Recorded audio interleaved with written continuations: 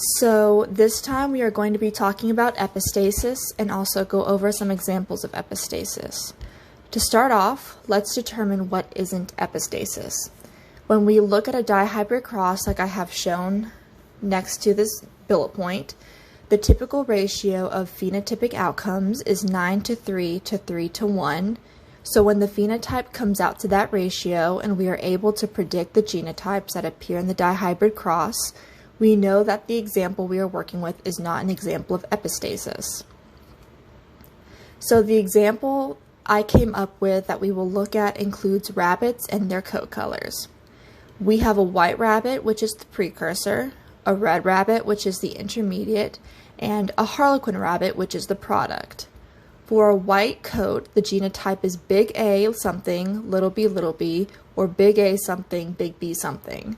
But as there is a big A in the genotype, we will not be able to get the red coat color because big A is an inhibitor to the red coat.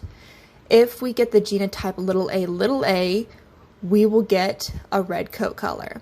So little a, little b will get us a red coat color. But if we want the harlequin color, we will need a big B in the genotype. So we can see that little b inhibits the harlequin color of rabbits.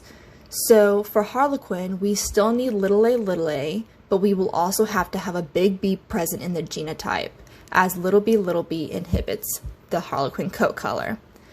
This example is an example of single dominant epistasis since our phenotypic ratio is 12 white, 3 harlequin, and 1 red. Now we have 2 more dihybrid crosses we're going to look at, so let's look at these crosses and determine the phenotypes we would get using the rabbits. With this first one, we would get 12 white rabbits, 3 harlequin rabbits, and 1 red rabbit as the phenotypic ratio.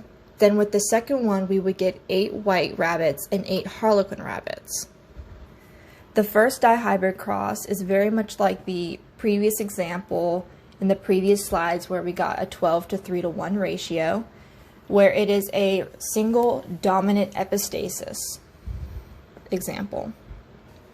This second example of the second dihybrid cross would be an example of duplicate recessive epistasis. Alright, and so this last slide that I have up is simply the links for the pictures of the rabbits in the dihybrid cross and a link for Dr. Hellwig and his lecture on epistasis. Alright, that is it. Thank you guys for watching, and this has been my mini exam video for epistasis.